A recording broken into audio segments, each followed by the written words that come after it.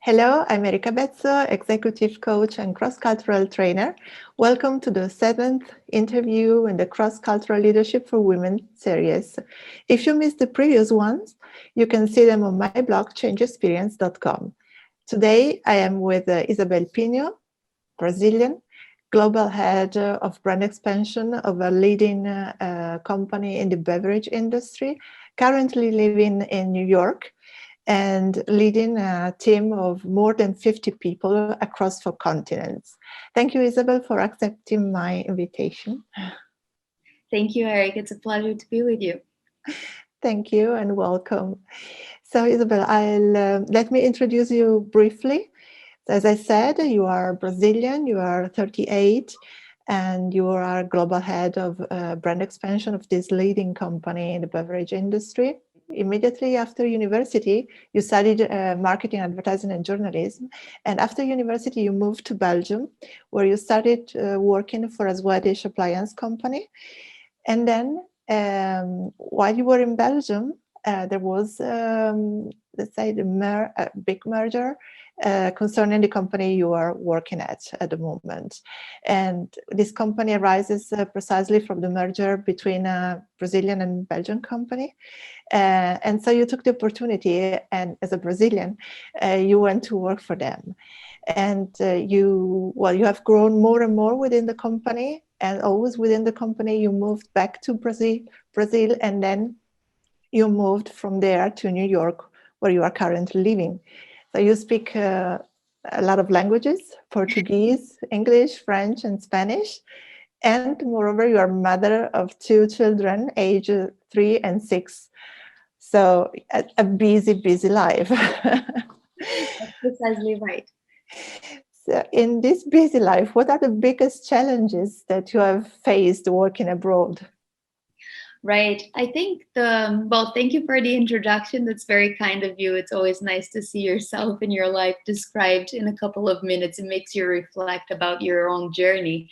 Um, I think the biggest challenge while living abroad, and especially when I first moved in my first international experience from Brazil to Belgium, was the languages, because I didn't speak either French or Flemish. That was the biggest challenge then.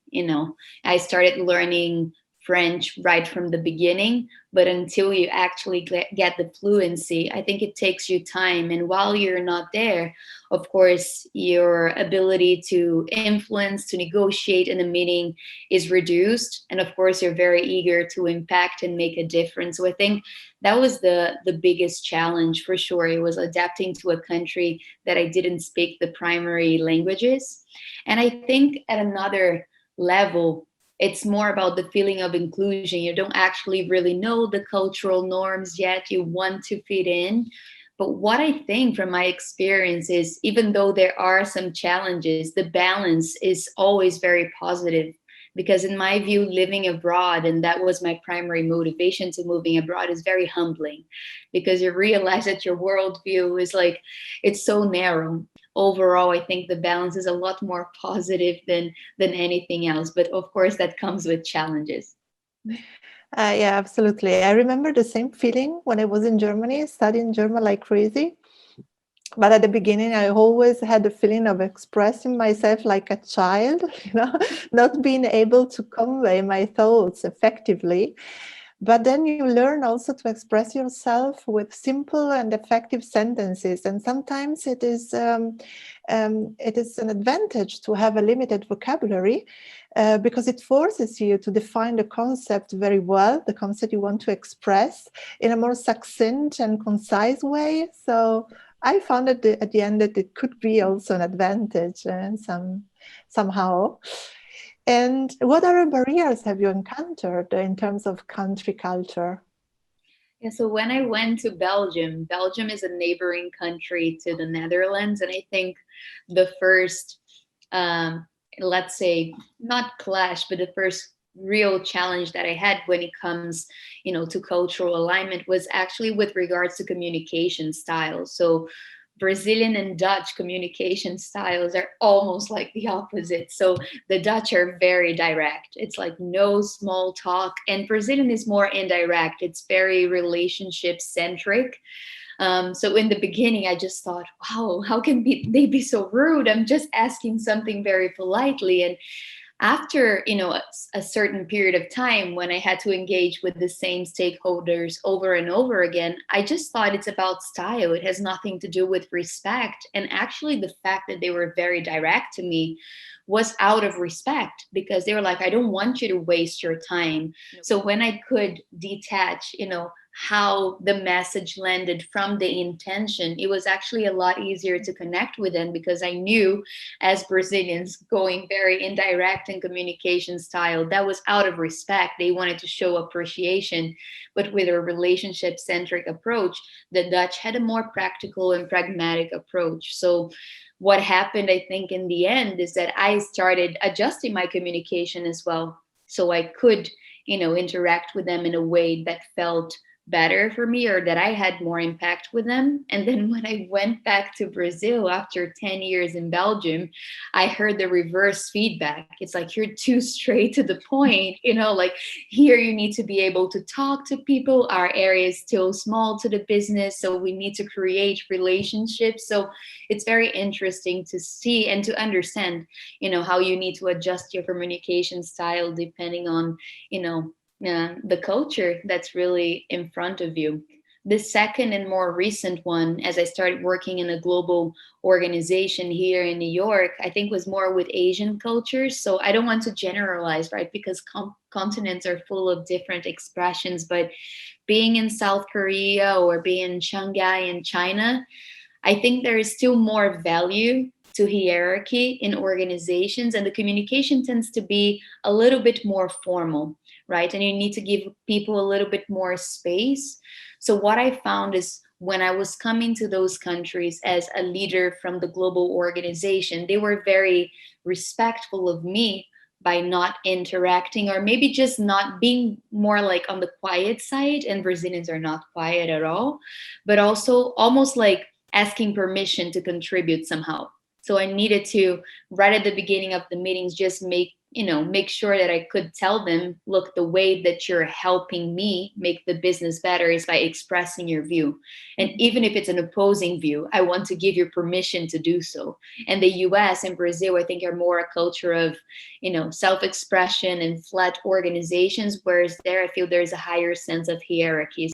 Well, I understand perfectly. Well, the first example you gave us about direct communication style, that this is typical of northern countries in Europe. I've been living in Germany for many years, so it was exactly the same. And it always has a destabilizing effect on Latin cultures. Well, because they tend to privilege the relationship over the message. I mean, the Latin cultures tend to privilege the relationship over the message, because not offending the other is more important than conveying a clear message. So this is absolutely cultural. And about the second example you gave us, on the hierarchical issue, sometimes I believe that American movies, films, and series give us like a distorted image of hierarchical relationships in the United States, because you see this assistant who do everything and more for their boss, and almost with devotion. Does it only happen in movies, or is it really like this? So I have not seen much of that. I think also when I moved here to the US, I was working in a part of the company that had much more of a startup culture. So it was supposed to be very lean, and we're working in scrum teams. And so the relationship was very informal. So my experience here in the US was much closer to the experience that I had maybe with the Swedish company that you mentioned that I worked for, which is more like flat organizations with leadership being very accessible. So in my personal experience, that's more movie like than reality like. Okay. And on a personal level, what is the greatest limitation that you had to overcome working in different cultural contexts?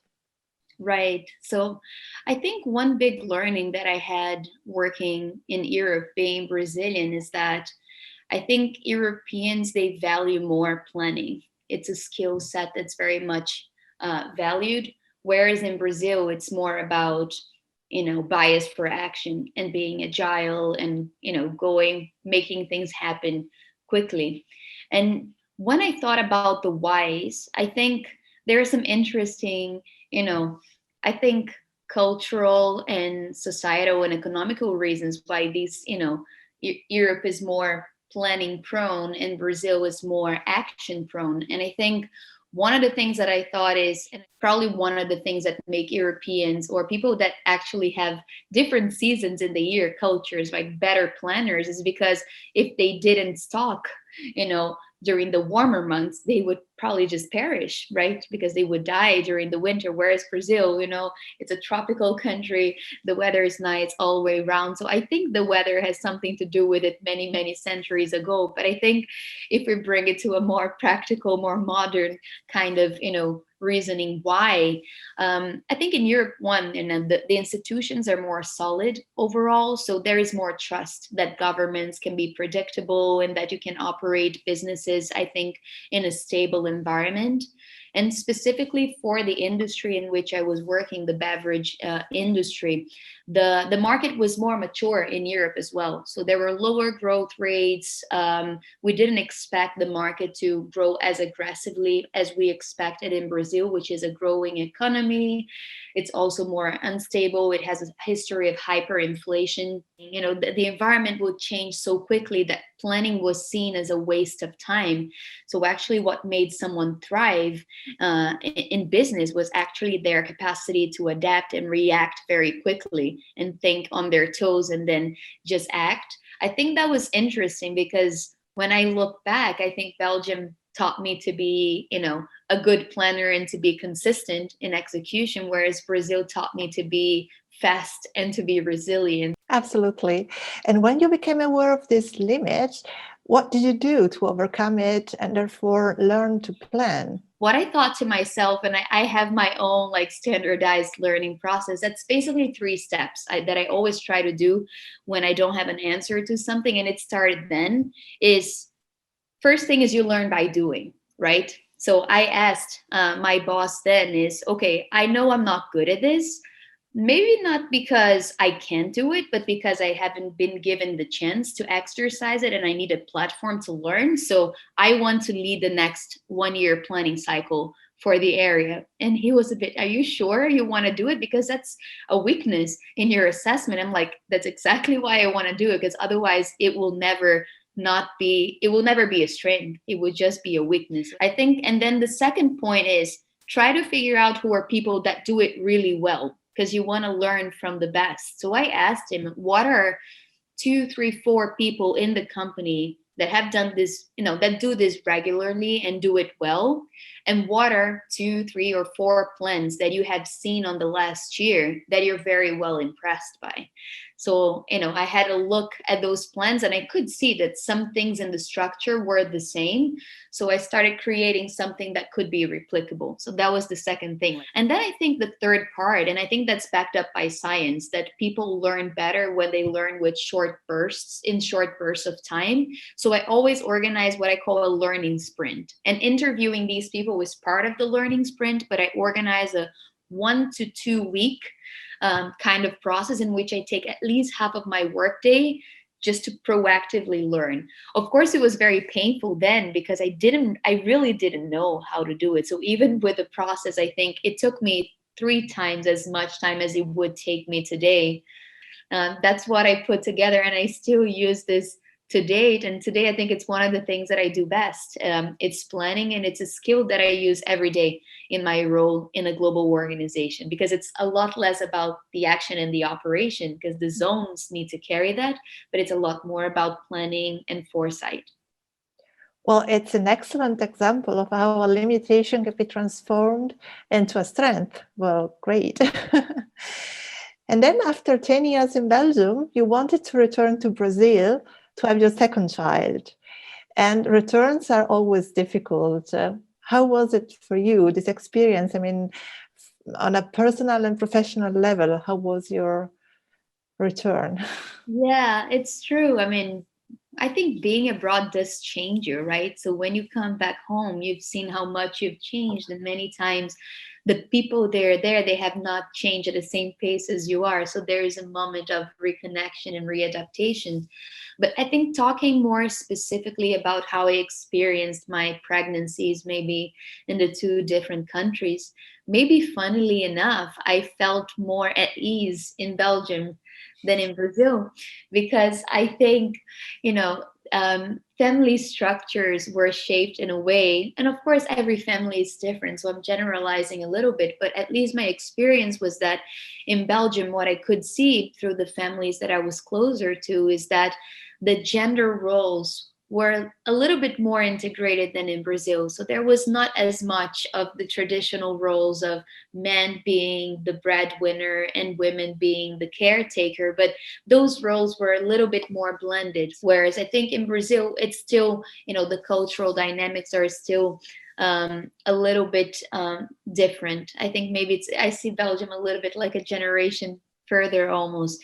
And in that sense, I think I was more inspired by the family structures in Belgium. And on the other hand, I think the work itself was easier in Brazil, just because, again, I think I studied communications and I studied advertising. So, of course, for me, language and, you know, what you're able to carry through in terms of messaging, for me tends to be easier when you have full command of the language. So when I went back to Brazil with my planning skill set from Belgium and the buyers for action, and I could apply this in a culture that I knew, you know, how to integrate humor, you know, how to integrate cultural norms to actually get people to produce more for the company, then I think, you know, I was able to grow in my career faster in Brazil. Maybe not just because I was back in Brazil, but maybe because I was back in Brazil with the experience that I had acquired abroad. But I felt that my career accelerated when I went back to Brazil.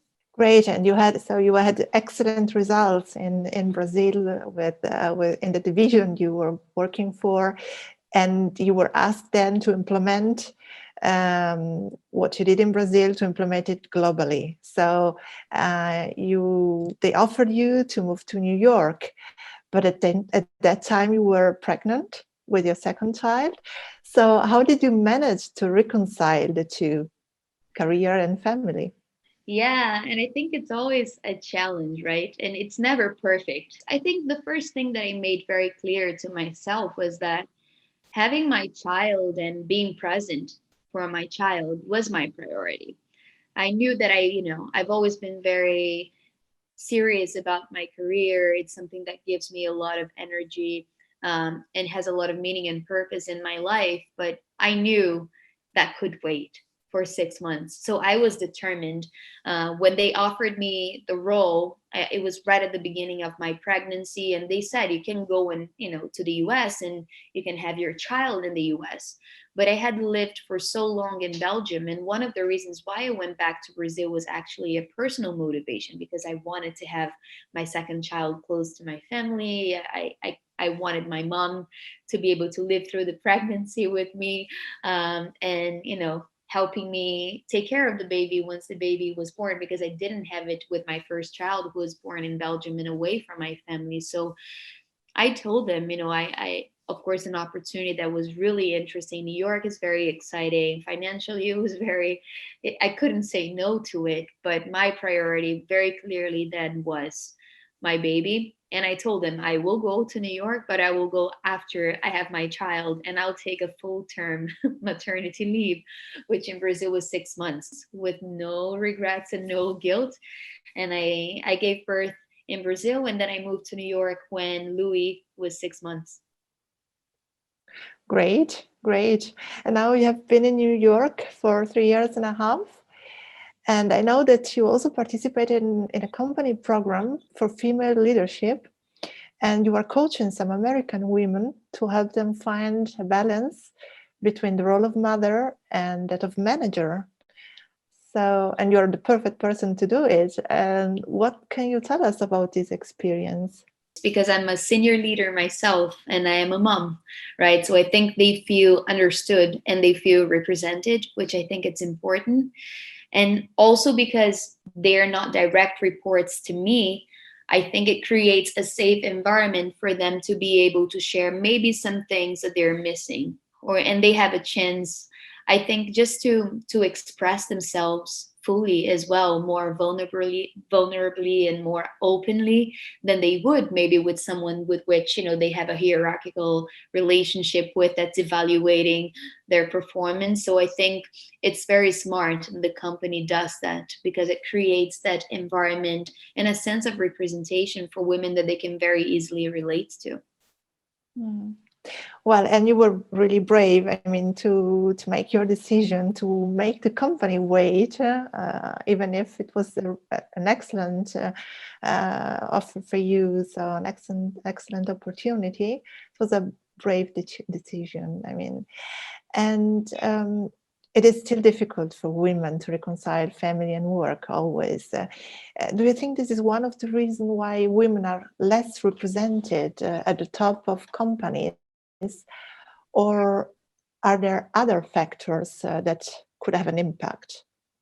Right. I think that is one factor. I mean, data shows that during COVID, we've taken some steps back in diversity and inclusion here in the US. And I think women have left the workforce 3 times more than men.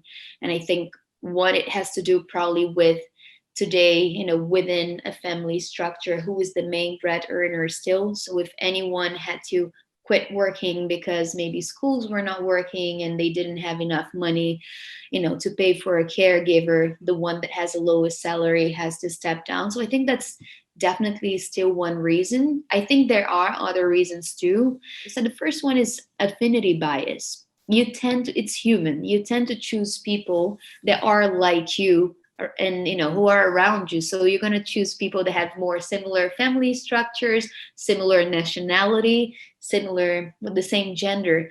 So I think men tend to choose more men, not because I think they have an agenda against diversity and inclusion, but it's affinity and it is similarity bias, and that's proven, right? So I think that's one point.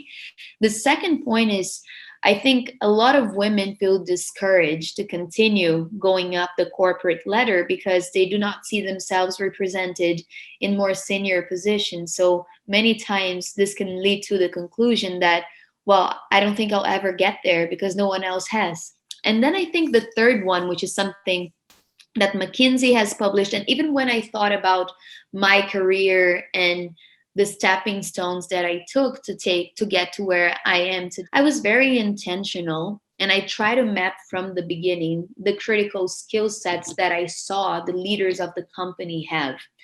And one of I think the skill sets that we see the least, and I think it's an issue in representation, is P&L ownership.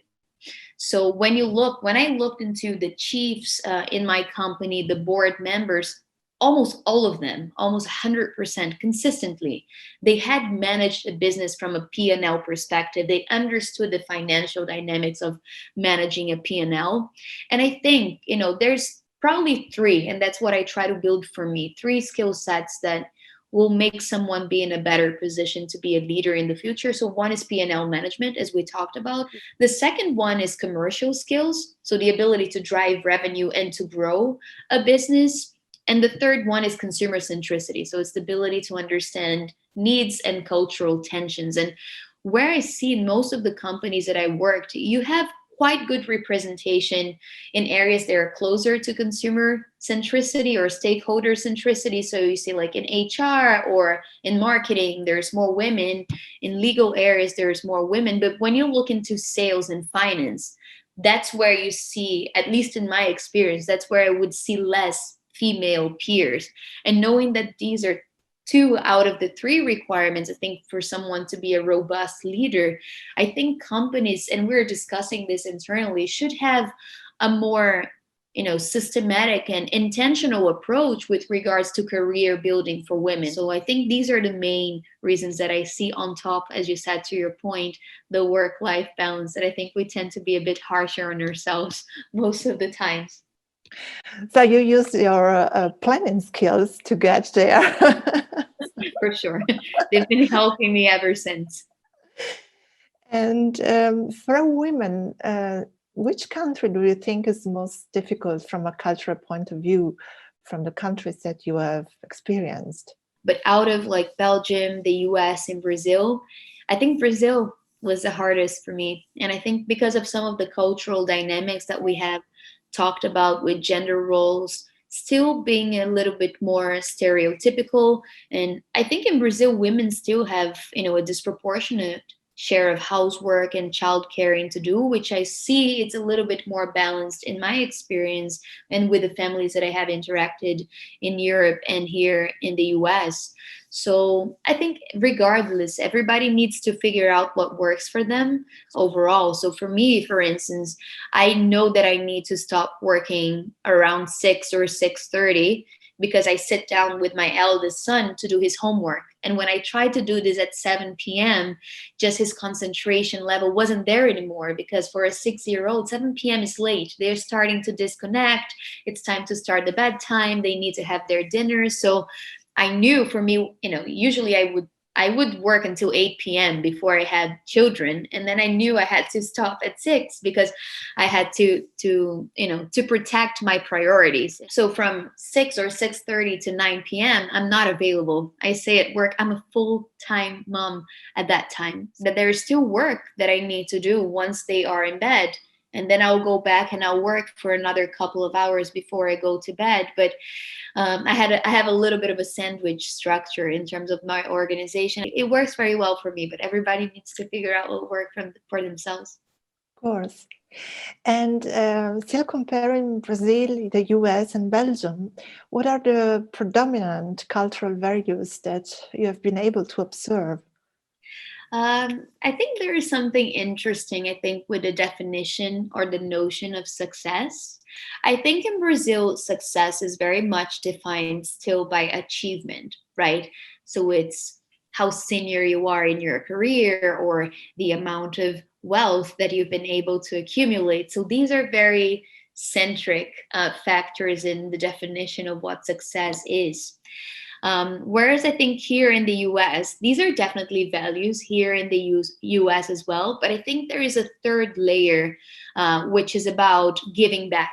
So when you think about, very successful entrepreneurs like Bill Gates, Melinda Gates, there is this culture of charity that puts you almost in a different level in terms of leadership. Now you're a more developed human being because you're learning to give back to society. So conscious leadership is something that I've been listening to a lot here in the US, which energizes me and inspires me. But I think this culture of giving back in the US, I think it's stronger than what I've seen, I think, in Brazil.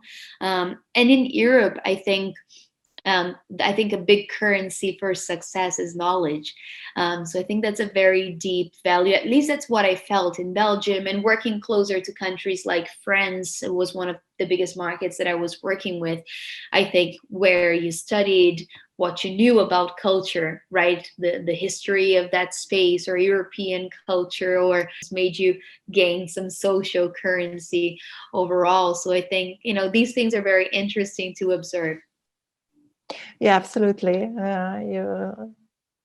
You're right about this in Europe. That's really important, and in France more than in other countries, I think. This is interesting because I used the Hofstede model to compare cultures, and the United States scores very, very high in individualism. I mean, when I say very high, it's 91 out of 100, so really high, one of the highest in the world. And this is, of course, an average value.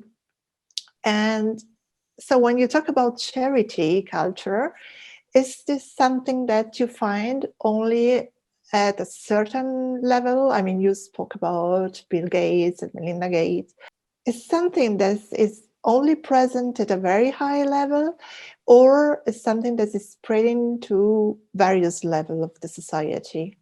Right. That's a good question. So there's two things that I have observed, and it's in both levels. So for instance, CVs in the US, they usually mention charity work. I've seen that in Europe, but I think it's more valued here in the US. So people have more pride when they talk about it. And even though for some very admission process for some very well-known Ivy League universities here in the US, you almost need to have a track record in, charity work to be able to get in. It's driven by a purpose that sometimes is not necessarily just charity, but it's because it's well perceived, not in every case, but in many cases.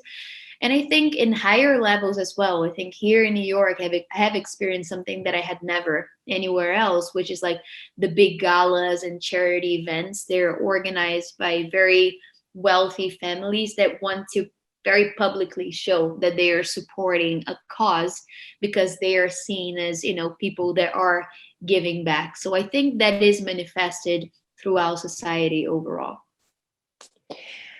Okay, and so we said before that you are leading a team of more than 50 people across 4 continents.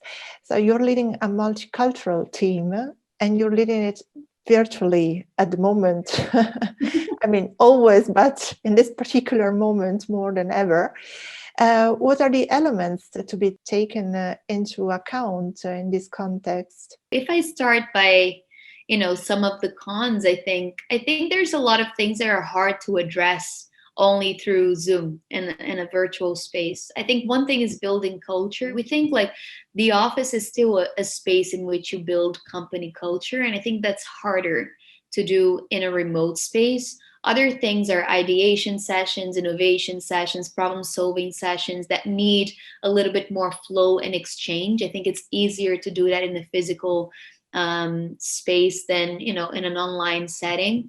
And I think thirdly, for the business that I am in, which is drinks and beer is a business that has very much to do, like the reason why people drink beer is most of the times to socialize. Some people will drink beer to relax at home, but many of the occasions in which people drink beer are related to human connection.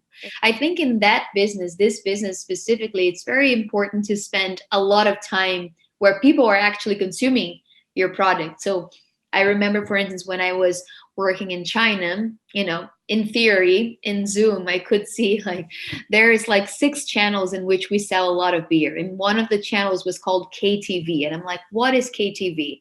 It's karaoke TV. It's karaoke. And I was like, but how do people drink beer in karaoke? I mean, I've been to a couple of karaoke bars in Brazil, but it's not about drinking. It's more about the karaoke. And it's a big thing there. It's a space in which people get together, they drink the whole night, and they sing karaoke for like 5 hours until like 4 a.m. in the morning. And it's the kind of thing that I could have never had imagined if I didn't have the chance, to go to China and actually to visit. I think these things are harder in a virtual setup.